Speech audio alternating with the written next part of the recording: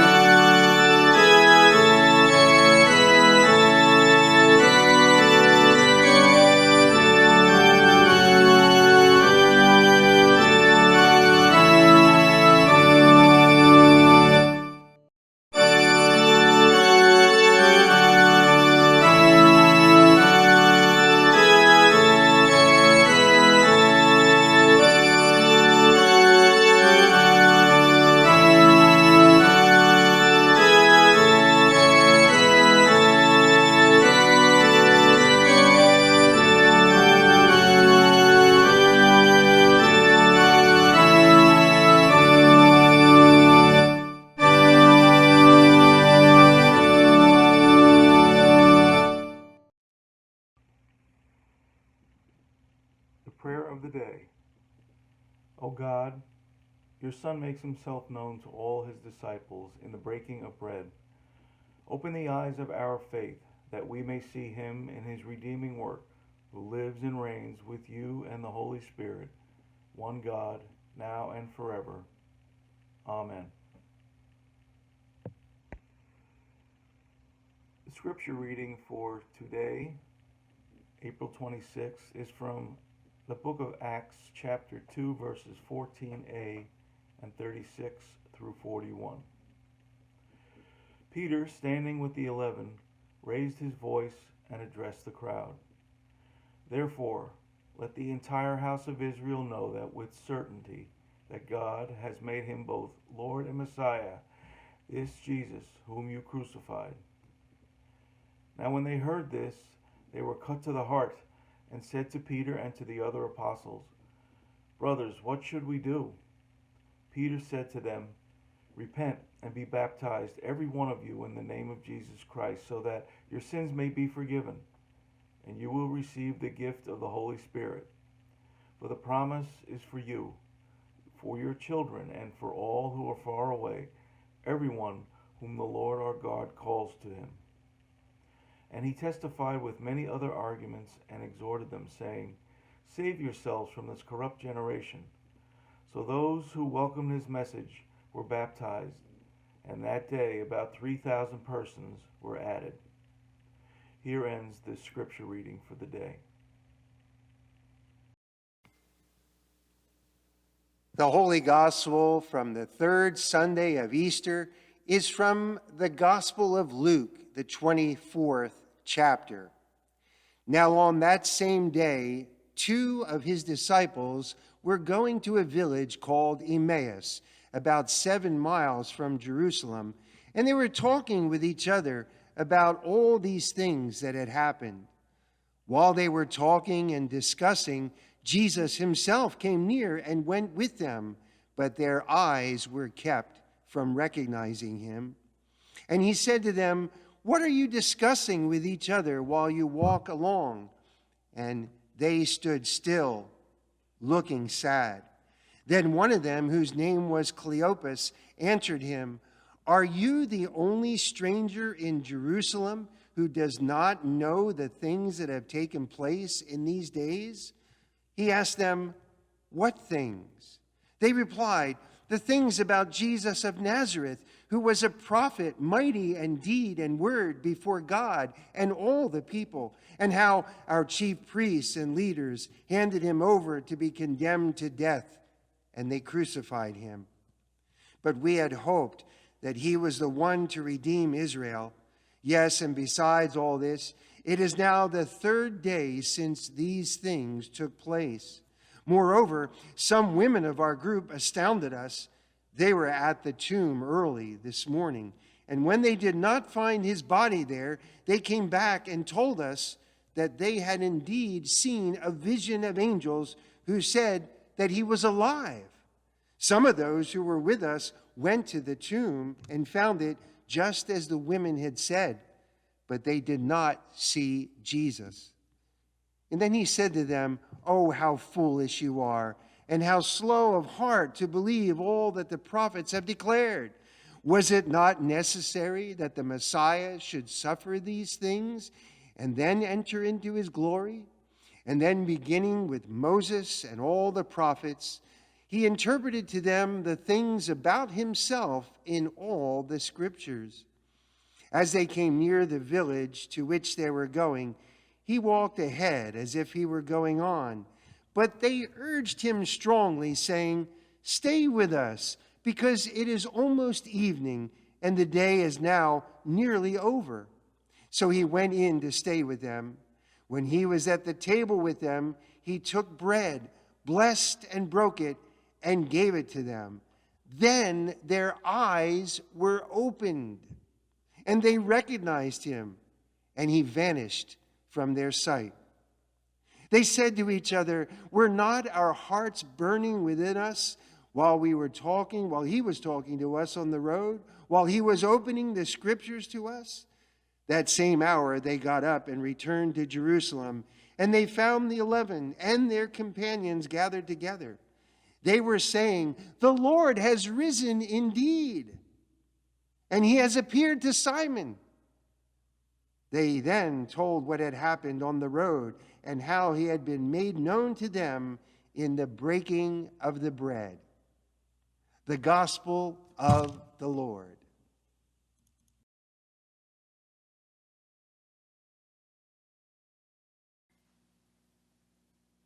Today I greet you in the name of our risen Lord Jesus Christ, and I greet you from the narthex here at Holy Trinity Lutheran Church, otherwise known as the vestibule, otherwise known as the lobby. Above my shoulder is a reproduction of a famous painting. This painting is called Solomon's Head of Christ.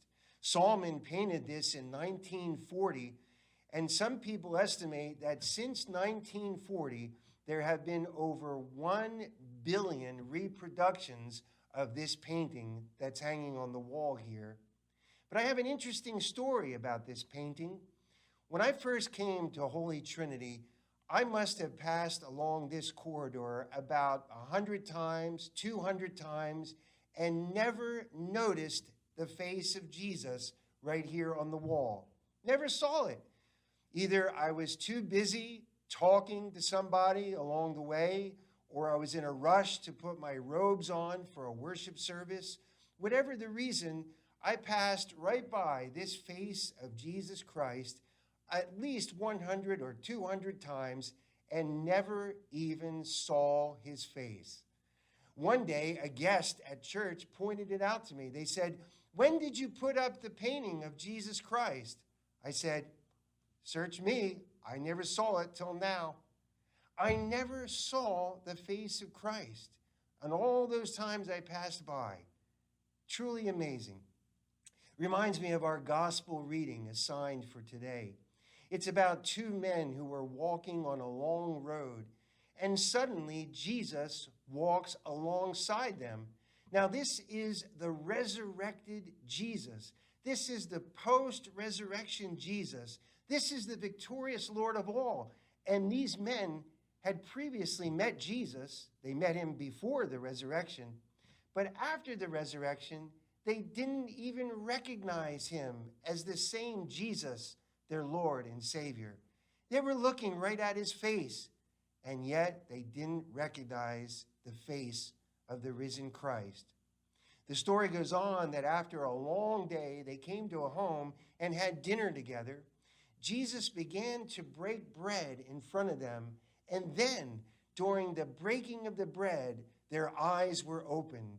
They recognized Jesus. They saw the face of Christ. This is recorded in Luke chapter 24. Luke says, and I quote, "Their eyes were opened and they were amazed at the sight of their risen Lord." Well, I don't feel so bad, I guess, walking by this painting and not seeing Jesus. They were walking with him that day and didn't even perceive him to be Jesus, the risen Christ. So I have a question in application of all this. My question to you is this: when and where do you see the face of Christ in your life? I'll ask it again. When and where do you see the face of Christ in your life? So many people say that they have seen the face of Christ. No, I'm not talking about some weird people who say, "I saw the face of Christ in a cloud formation," or "I saw the face of Christ in my oatmeal this morning," or "I saw the face of Christ in a potato chip." That's a true story. A few years ago, somebody actually saw the face of Jesus in a potato chip. No, I'm not talking about that. I'm talking about theologically, metaphorically. When have you seen the face of Christ in your life? When you look around, you see the face of Christ quite often, actually. One day, Mother Teresa said, quote, "I see the face of Jesus Christ in every person I meet." What about you? When do you see the face of Jesus in your life? And by the way, you can stop this recording if you want to think about it before rejoining me again. What I'm saying is, where is Christ most visible for you?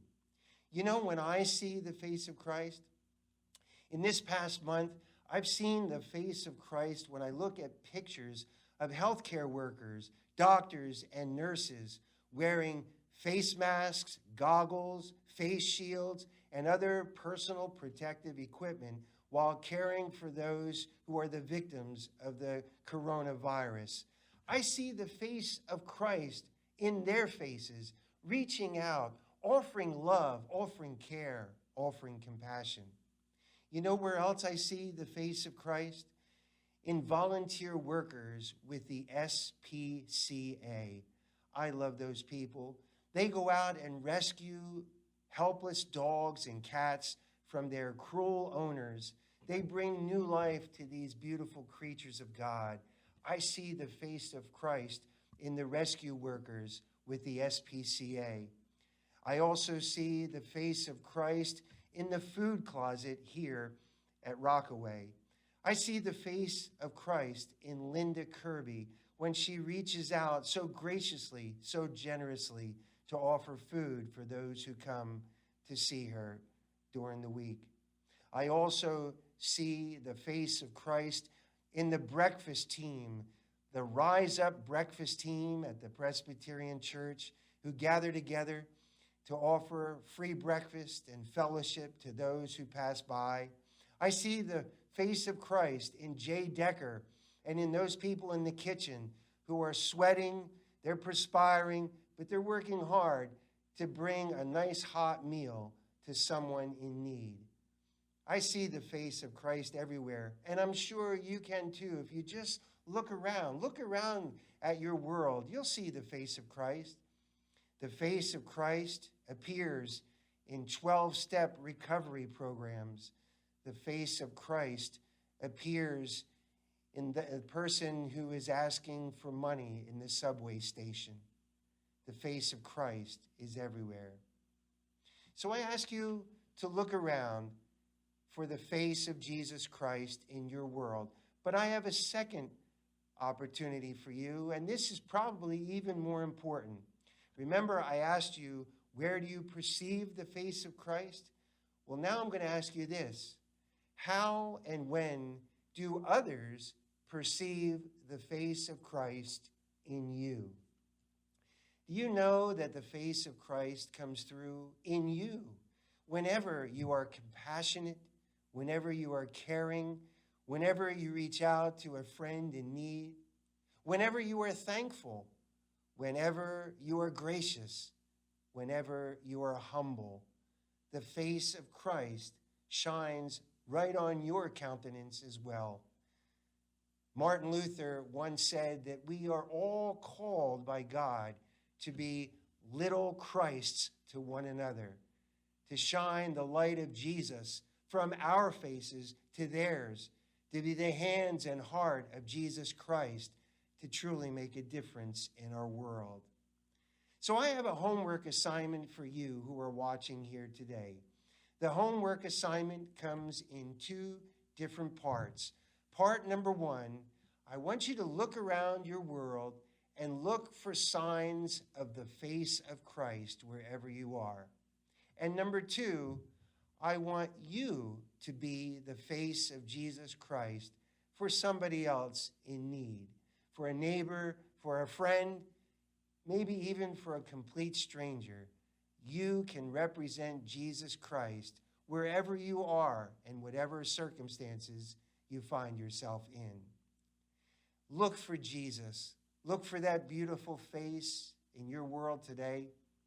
Don't be like me. Don't go up and down the street 100 different times and not even notice Jesus standing there, not once, like I did, not even noticing this beautiful face of Jesus behind me.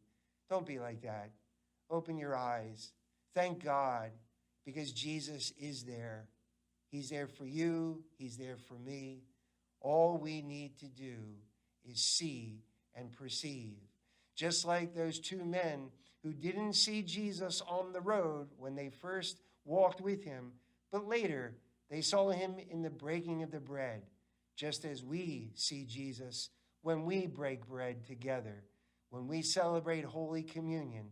And I hope that soon and very soon we will be celebrating Holy Communion again to see Christ and to see one another with faces of faith and joy. Let us pray. Almighty God, forgive us during those times when we do not perceive you. Forgive us during those times when we're so busy running here and there, we don't recognize you. Forgive us of those times when we simply don't take the time to look for you. Lord, help us to see your face, just like those two men when they saw your face after walking on the road to Emmaus. Help us also to see you active and working in those around us, and help us to be agents of your love. Help us to radiate your joy in our very own faces as we share your love with others in need. We thank you, we praise you for signs of your gracious love. In Jesus' name, amen. I'm so glad you joined me today, and I'm really glad when I look out into the world and see Jesus. He's always there. You'll see him too. Just look around. Thanks be to God, and have a great week. Amen.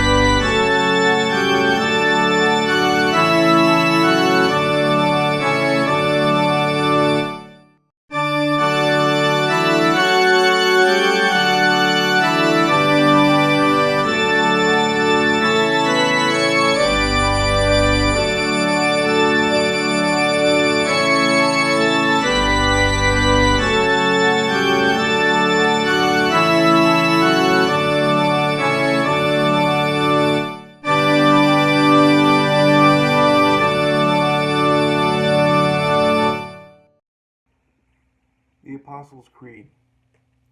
I believe in God, the Father Almighty, creator of heaven and earth. I believe in Jesus Christ, his only Son, our Lord. He was conceived by the power of the Holy Spirit and born of the Virgin Mary. He suffered under Pontius Pilate, was crucified, died, and was buried. He descended to the dead. On the third day he rose again. He ascended into heaven and is seated at the right hand of the Father. He will come again to judge the living and the dead. I believe in the Holy Spirit, the holy Christian Church, the communion of saints, the forgiveness of sins, the resurrection of the body, and the life everlasting. Amen. The prayers for today. Uplifted by the promised hope of healing and resurrection, we join the people of God in all times and places in praying for the church, the world, and all who are in need. For those whose hearts are fervent with love for your gospel, that they are empowered to tell the story of your love in their lives and to show the hospitality of in response to this love.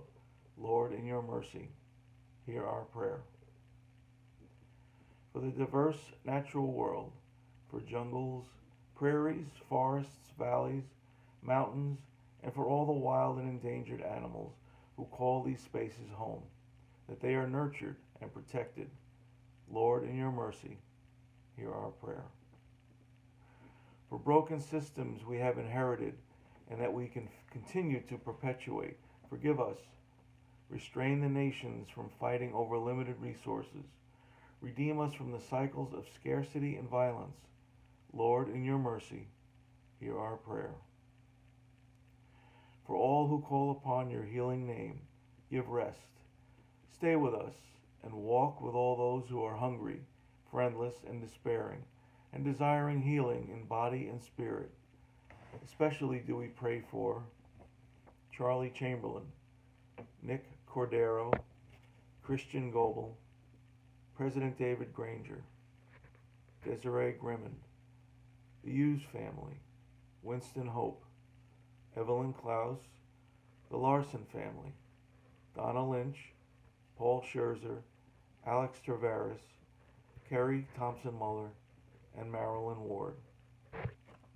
Lord, in your mercy, hear our prayer.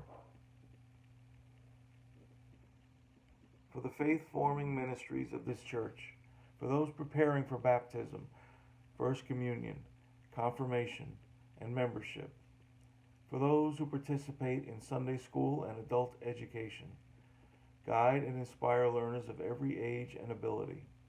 Lord, in your mercy, hear our prayer. Create in our hearts a yearning to rest in your promise of eternal and resurrected life. Give us thankful hearts for those who have died, even as we look forward to the hope of new life with you. Lord, in your mercy, hear our prayer. With bold confidence in your love, Almighty God, we place all for whom we pray into your eternal care, through Christ our Lord. Amen.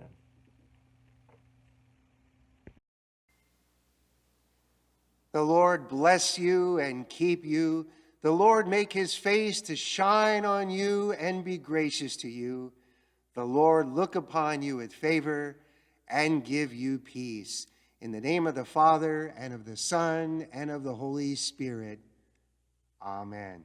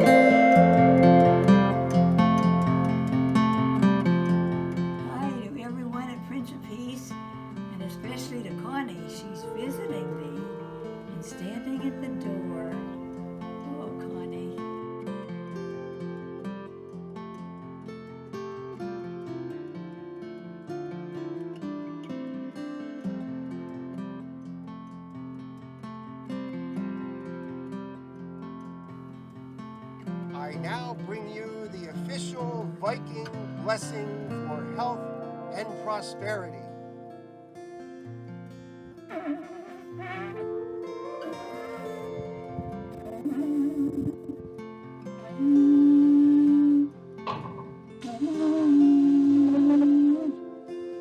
Go Viking!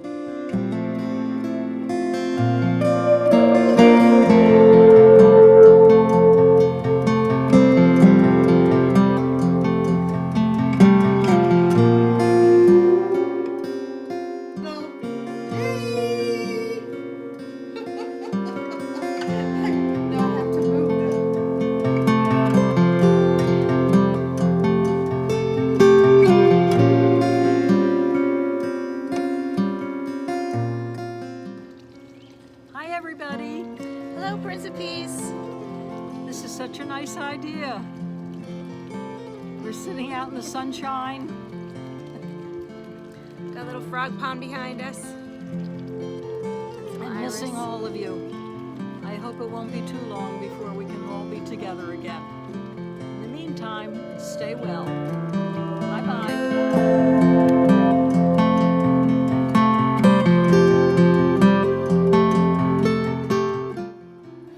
I just wanted to thank everyone in council, Pastor Jack, and everyone who helped out with my project, because I'm officially an Eagle Scout now.